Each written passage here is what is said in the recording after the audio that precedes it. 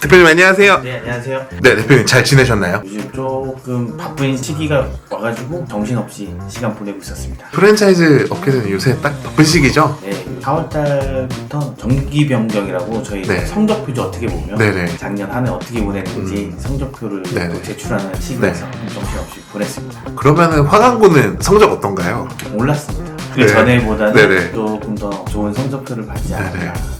요새 프랜차이즈 시장 어떻게 흘러가고 있을까요? 요즘 프랜차이즈 시장은 화강고를 포함해서 외식업 전체가 경기가 좋지는 않습니다. 요런 시기라고 하면은 좋은 회사 혹은 탄탄하지 못한 회사 뭐 이렇게 나뉠 것 같고 브랜드도 비슷할 것 같아요. 좋은 브랜드, 하지 말아야 될 브랜드 이렇게 나눠질 것 같은데 요걸 좀 나눠서 볼 수 있는 기준 같은 게 있을까요? 제가 생각할 때 기준을 한번 말씀드려보면 경기가 어렵고 시장이 좀 위축돼 있을 때일수록 저희가 좀 조심해야 될 것들이 있다고 생각이 들어요. 창업은 어차피 저희가 해야 됩니다. 움직임은 항상 있어야 되는데 움직임은 조금 더 조심해야 되지 않나, 그런 네네. 시기가 지금이다 라고 네네. 생각이 되고, 조심해야 되는 것들 중에 요즘 창업 광고들 너무 많이 나와요. 저희도 물론 하고 있어서 저희도 예외는 아니라고 말씀드리지만 창업 시장에서 광고 너무 많이 돌아다니는데 재료만 갖다 써라, 간판 네 맘대로 뭐 이런 데들도 요즘 네네. 보이고 있고요. 네네. 매장이 하나인데 체인 사업을 시작하신 분들도 조금 많아요. 저는 요거 네네. 조금 위험하다고 생각을 해요. 물론 저희도 그런 케이스였다고 생각은 들어요. 네네. 근데 그때보다 지금은 경기가 더 위축됐고 소비가 위축되어 있기 때문에 매장 하나의 데이터 갖고 체인 사업을 시작하는 거잖아요. 네네. 사실 매장 하나는 성공시키기가 쉬워요. 누구나 할 수 있다 뭐 이런 건 아니지만 장사를 잘 하시는 분들은 매장 하나의 매출을 올리는 거는 체인 사업보다는 쉽다 생각을 하는데, 하나의 데이터 값을 가지고 체인 사업을 한다는 거는 사실 무리수가 있지 않나. 그쵸. 아무래도 창업하시는 분들도 되게 다양한 상황이나 상권이실 거고. 네, 위험하다고 제가 판단하는 이유 중에 하나는 네네. 한 개일 때는 사실 체인 좀 막 하고 싶잖아요, 다들. 네네네. 그러다 보면 여기고 저기고 그냥 상권이 좋지 않은데 우리 매장 하시면 몇 억 팔 수 있어요, 잘 될 수 있어요, 이렇게 하겠죠. 분별력이 좀 떨어지지 않을까 그런 생각이 저는 좀 들어요. 여기가 된다 안 된다에 대한 일단 판단이 쓰지 않는데 무리한 확장은 하는 체인점이 분명히 있습니다. 그리고 이제 사업을 하다 보면 뭐 이슈가 항상 없을 수는 없어요. 이건 아무도 모르는 일인데 세계적인 이슈가 발생했을 때 작은 회사나 1인 회사일수록 방어가 조금 쉽지 않겠다 생각이 듭니다. 저희가 물류를 무한정 쌓아놓고 팔 수는 없지만 작은 회사일수록 자금력도 문제일 거고, 그러다 보니까 가격이 높아지고 뭐 이랬을 때 살 수도 없고 구할 수도 없는 상황이 올 수도 있다. 그래도 안정적인 회사가 필요하다고 네네. 생각합니다. 광고가 인스타그램이나 구글 뭐 이런데 되게 많이 뜨거든요. 이게 유행이다, 매출이 이만큼 나온다, 이런 내용들 보면은 진짜 저만큼 벌 수 있나? 이런 생각이 들긴 하거든요. 그런데 그 중에서도 옥석을 가려야 되잖아요. 그렇죠. 이거 어떻게 좀 보면 좋을까요? 옥석 가리기는 사실 정말 어려운 부분인 것 같아요. 왜냐면 저도 몇 년 전이긴 했지만 나름 옥석 가린다고 생각했는데 초창기 모델이었어요. 제가 창업하고 네. 얼마 안 있다가 사라졌습니다. 저는 사실 이런 경험을 한 번은 아니었고 두 번 정도 있었던 거. 네네. 초창기라 프로모션이 좋았어요. 사실 네네. 혹해서 했죠. 근데 브랜드가 1년 안에 사라졌다. 체인 사업에 뛰어드시는 분들도 마찬가지겠지만 뭐 엄청난 큰 돈을 번다라고 생각을 하고 뛰어드는데 후반에 저희도 아직 마찬가지고 자리 잡지 못했어요. 광고며 마케팅이며 직원 인건비며 사무실 임대료며 나가는 돈은 사실 상당히 많아요. 근데 네. 이게 본인 매장 하나로 그 비용을 다 감당하기에도 사실 쉽진 않습니다. 그쵸. 그렇기 때문에 제가 창업했던 두 개의 매장도 본사가 사라지는 일을 당했죠. 그러면은 점주님들은 어떻게 되는 거예요? 자체로 구해서 쓰든지 각자 생존인 거지. 그다음부터는 대표님이 이렇게 딱 경험을 하신 사례로 들으니까 이게 남 일이 아니구나 이런 생각이 드는 것 같은데, 실제로 웹사이트를 보든 광고를 보든 되게 좋은 이야기들만 있으니까 운영하는 측면에서 이런 것도 미리 좀 예상해 보시라 혹은 생각해 보시라 할 만한 게 있을까요? 제가 항상 고민하는 건데 네. 창업시장, 외식업 시장도 네네. 힘들어지고 있긴 하지만 이 프랜차이즈도 너무 많이 생기고 있어요, 사실. 네네. 그러다 보니까 완전한 프랜차이즈를 걸르는 것도 사실 어렵고, 어렵다는 것 자체는 제가 생각하는 이유는 요즘에 체인점 모집을 할 때 네네. 꿀 발린 말을 합니다. 광고는 당연히 해야 돼요. 프랜차이즈도 마찬가지고 이거를 운영하시는 점주님도 마찬가지고 하는 거는 맞는데 내 거 먹으면 내가 뭐 이거 줄게, 그런 식의 영업은 오래 가지 못한다고 네네. 생각을 해요. 그래서 네. 확사하고 나면 되면 본사가 사실 수치를 못한다고 하면 물류비만 가지고 개설 수익 없이 버텨야 되는 건데 한계가 있다고 저는 생각을 해요. 브랜드 마케팅도 안 되고 가맹점 유치도 안 될 거고 그러다 보면 이제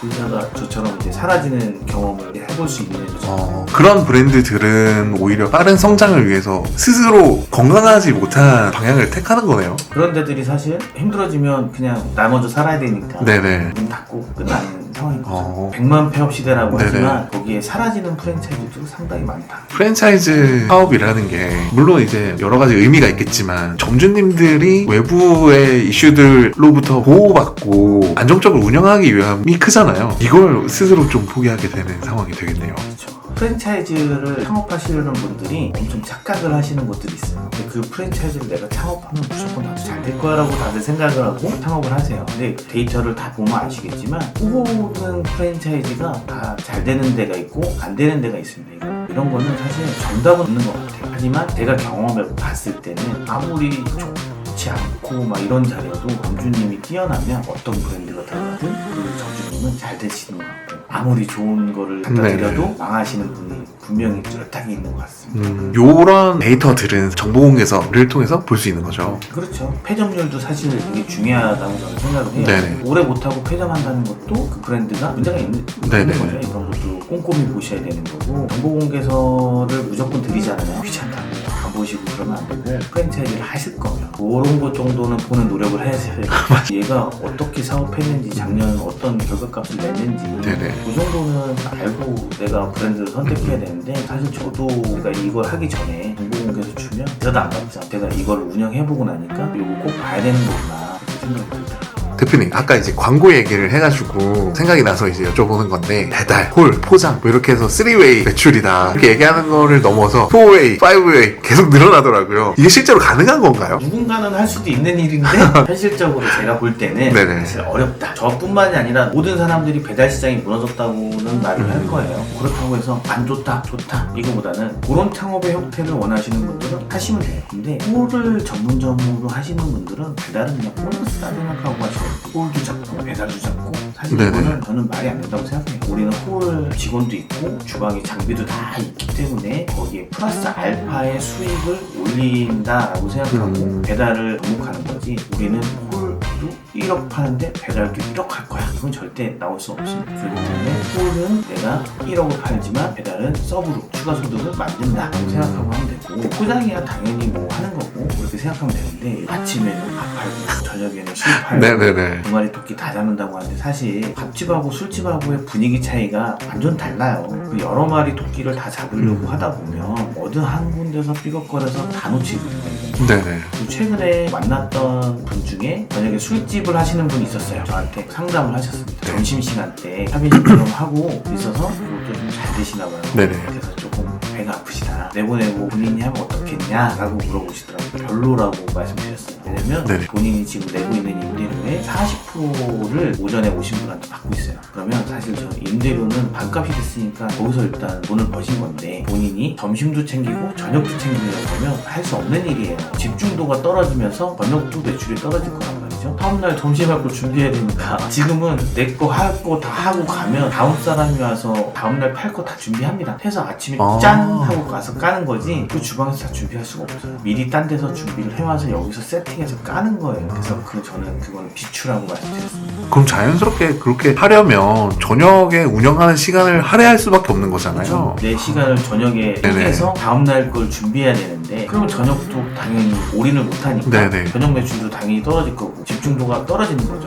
그래서 저는 하지 말고 지금처럼 그냥 임대료의 40% 정도 받는 걸로 만족하셔라 라고 말씀드렸는데 어쨌든 제가 생각할 때는 점심 저녁 술, 밥, 배달, 포장 이걸 다 할 수 있는 데는 없다라고 생각합니다. 대한민국 누구나 알겠죠. 술 소비가 대한민국이 지금 많이 떨어졌어요. 술을 많이 소비가 안 되기 때문에 지금 시장에서는 조금 밥집 쪽으로 창업을 생각하고 있으시다면 그쪽으로 생각하시는 게 어떨까 싶습니다. 대표님 지금 이제 프랜차이즈 시장의 뭔가 트렌드를 짚어가 보면서 어떤 프랜차이즈를 피하면 좋을지 이런 이야기를 좀 나눠봤는데 간단하게 뭐 말씀드리면 1인 기업이나 너무 소로 운영하는 데이터 값이 좀 적은 데들은 피해라. 두 번째로는 유통구조가 명확하지 않은 것들 본사에서 물류가 정확하게 어떻게 유통되는지가 명확하지 않은 것들은 이슈가 있을 때 힘들어질 수 있으니 이런 것들은 또 피해 피해라. 세 번째, 돈 버는 점주님들이 있는지 없는지에 대해서도 명확하게. 돈 버는 점주님들이 있는지 없는지는 회전율 보시는 게 제일 좋습니다. 회전율이 네. 많은지